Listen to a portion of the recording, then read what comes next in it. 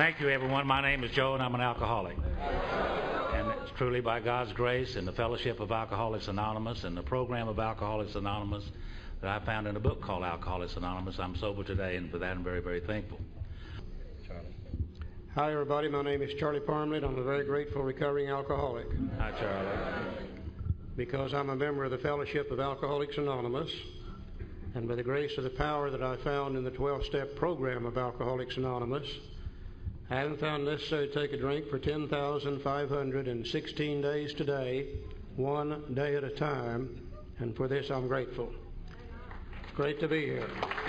Let's go over to page 51 for just a moment. First paragraph. It says, this world of ours has made more material progress in the last century than all the millenniums which went before. Almost everyone knows the reasons. Students of ancient history tell us that the intellect of men in those days was equal to the best of today. Yet in ancient times, material progress was painfully slow. The spirit of modern scientific inquiry, research, and invention was almost unknown. In the realm of the material, men's minds were fettered by superstition, tradition, and all sorts of fixed ideas. And I used to wonder why it is that we today have cellular phones and TVs and automobiles and airplanes, and why those people 100 years or 200 years ago or 500 years ago didn't have or admit those things. I thought we were just smarter than they were. But come to find out, they had the same intellect as we did. Intellect means the capacity to learn. They had the same capacity to learn as we do. But the only one thing that kept them in those dark ages, so to speak, it was superstition, tradition, and all sorts of fixed ideas. That's why I say I need an open mind more today than I'd ever needed an open mind, and I think we as a society have done that. Right here in the northeast corner of our United States, some 225 years ago or so, people came over here for religious freedom. They wanted to practice a religion as they saw, as they understood it. And as long as you agreed basically with their religion and you practiced your religion somewhat like they did, you were okay. But if you had any thoughts or ideas that were different, and you expressed those thoughts and ideas openly, and it didn't agree with what they had and what they agreed with, they would burn you at the stake as a witch. Right here in America, they did that. So if you had any ideas like that, you certainly didn't express them. You kept them to yourself. So superstition, tradition, and all sorts of fixed ideas kept people from growing. And I think we as a country has gotten over that today. Our minds are open to many, many things. He said some of the contemporaries of Columbus thought a round earth preposterous.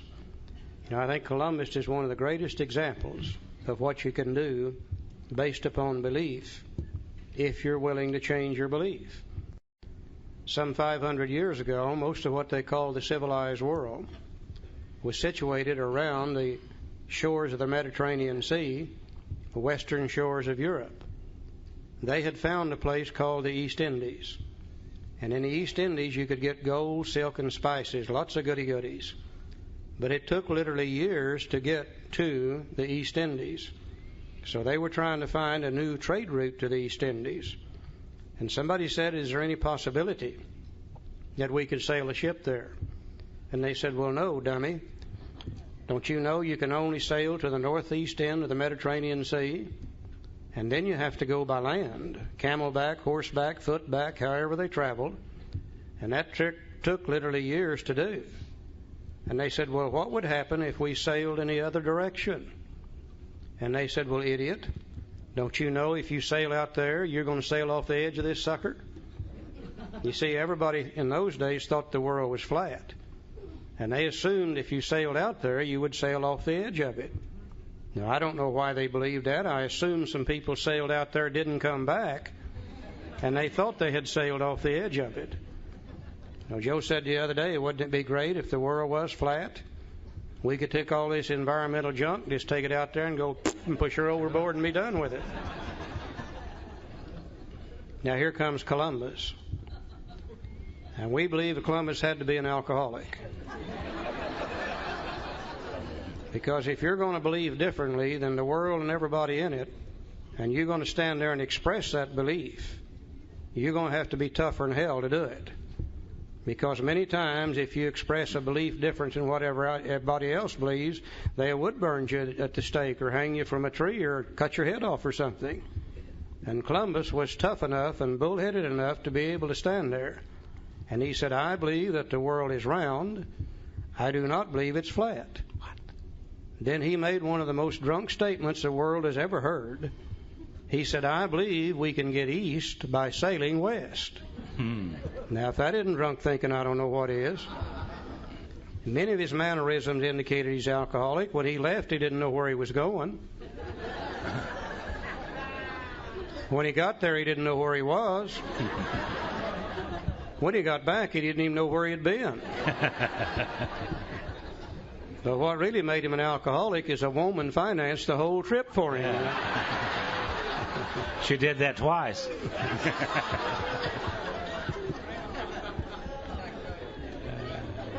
Columbus followed a little formula. You want to write down these key words in this formula. He followed a little formula that the world has always known. That if you want to change anything at all, there are certain things that have to take place. And the first thing you have to do in order to change anything is to be willing to do so. Circumstances are what make us willing. Trying to find the new trade route to the East Indies is what made him willing to change. The second thing you have to do to change anything is to believe you can do so. You know, he said, I believe that the world is round, it's not flat. I believe you can get east by sailing west. But his belief didn't do him any good either, because he's still standing on the shore of the ocean the day he expressed that belief. Some days, weeks, months, years later, he did the third thing. He made a decision. He said, by golly, I'm going to go find out whether this thing is round or flat. Can you really get east by sailing west? But his decision didn't do him any good either, because he's still standing on the shore of the ocean the day he expressed that decision. Some days, weeks, months, years later, he did the next thing you have to do. He started taking action. And the first thing he did, he went to the King of Portugal to get the money. But the King of Portugal, being a very astute businessman, said, there's no way I'm going to let you have this money, because you'll sail out there and sail right off the edge of this sucker, and I'll lose it all. That's why he ended up with the Queen of Spain. Sweet talked her out of the money on the promise that he would bring back gold, silk, spices, and the goody-goodies of life. She gave him the money. He bought 3 ships. He put provisions in those 3 ships. He put crew members in those 3 ships. And they began to go east by sailing west. Sailing west day after day after day. Now, we don't know for sure, but we have a suspicion that on that first trip, he hired a special sailor, put him on the bow of the lead ship at night with a lantern, whispered in his ear, said, I believe this thing is round, but if you see the edge of this damn thing, you holler so we can get turned around in time. Now, after having sailing straight west for several days, they got results. They found land on the other side, which was the result of the action that they had taken. Now, we know that he thought it was the East Indies. It wasn't. It was the West Indies. But he had proven to himself the world is not flat. It is round. You will not sail off the edge of it. Turned right around and came right back to Europe. Went right back to the Queen of Spain. And she said, Columbus, where's the gold, silk, and spices you promised you would bring me? And he said, sweetheart, I'm sorry, but I didn't find any. But he said, tell you what I'll do. If you'll refinance me, I'll go back. Trust me, honey, please. And this time I'll find it. And she refinanced him. And he got some more ships, more provisions, more crew members. They began to go east by sailing west with one big difference. The second trip, he didn't hire the special sailor, put him on the bow of the lead ship at night. This time he went back on faith. He went back on knowledge. The first time he went back on belief. You can't start with faith. The only thing you can do is start with belief, make the decision, take the action, get the results, and then you'll have faith. Now, I would love to sit here and tell you today, and the decision will do us no good unless we take the action. And that's 4, 5, 6, 7, 8, 9, 10, and 11. As the result of the action, then we will get results too. Having had a spiritual awakening as the result of these steps, we now have faith, we now have knowledge, we no longer believe. You see, I don't believe today that God will restore me to sanity. I know that He will because He has done so. Now, those of us who have been restored to sanity and we have the faith, then we can go back and help the next newcomer come to believe. They can make a decision, and we can take them by the hand and walk with them through the action steps. Then they will get results. They'll have a spiritual awakening, and then they'll know, and then they can go help the next newcomer come to believe. Now, there's only one thing you and I can't do for the newcomer. We cannot make them willing. That's a job they have to work on themselves.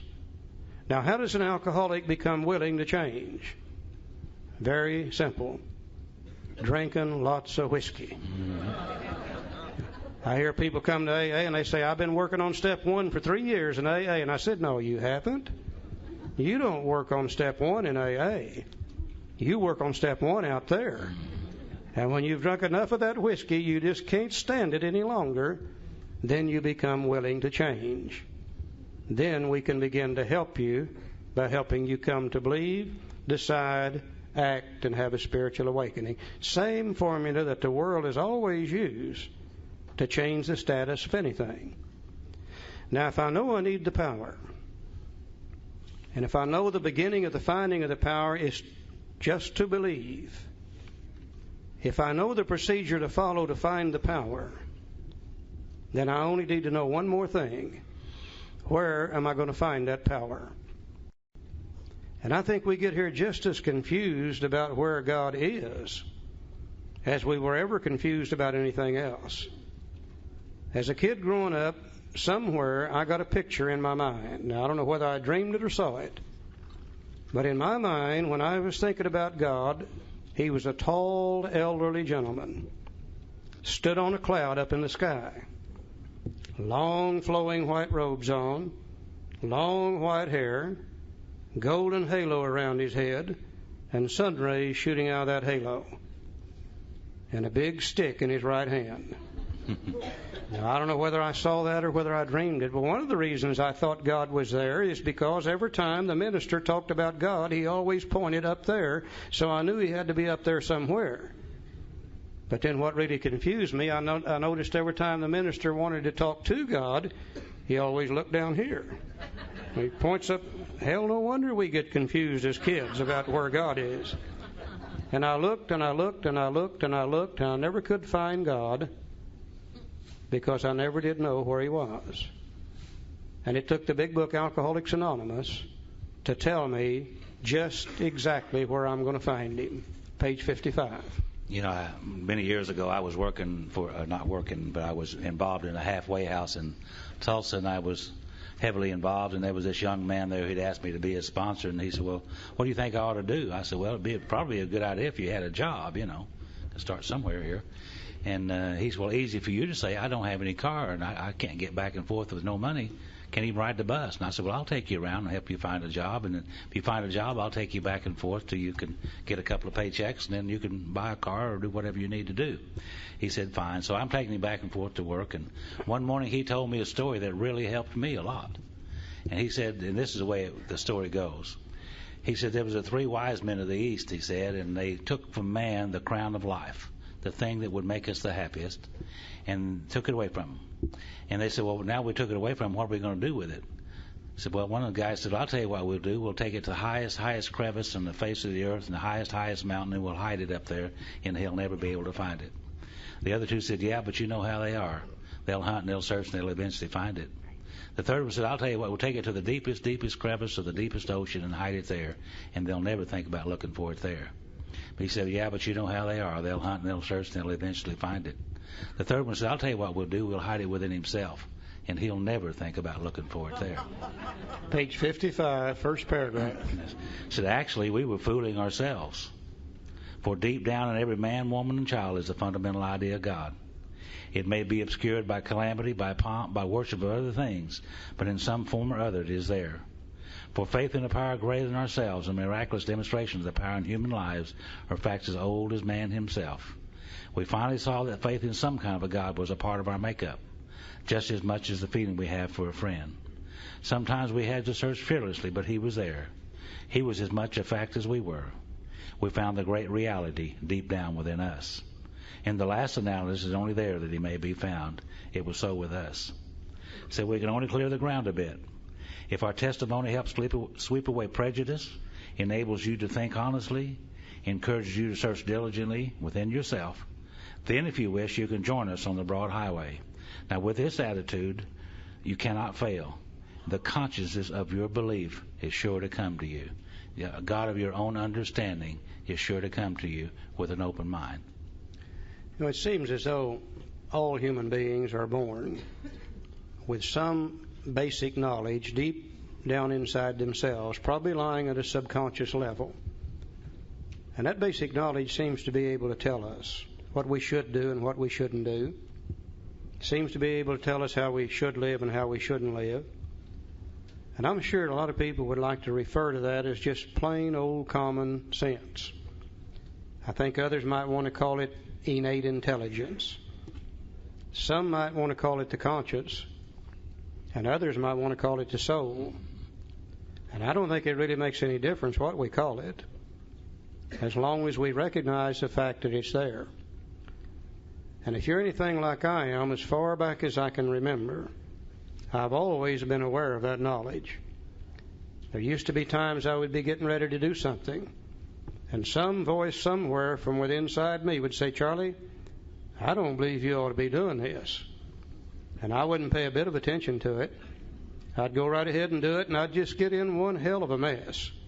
And that same little voice would say, "See, I told you not to do it in the first place." Now, if that's true, and if that's God, then what that means to me today, if God dwells within me, then I've got my own personal God. I don't worry anymore about whether He's the God of the Baptist Church or not.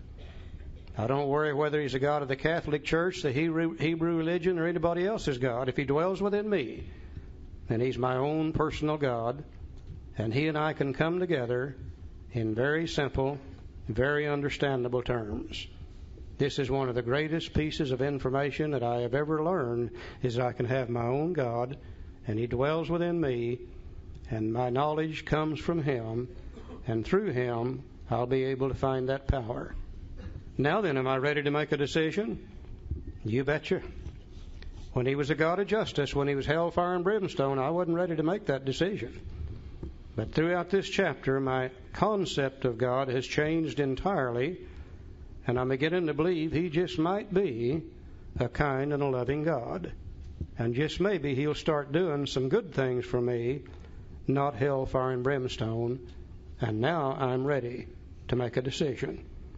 And I don't think it's by accident that the very next chapter is entitled How It Works.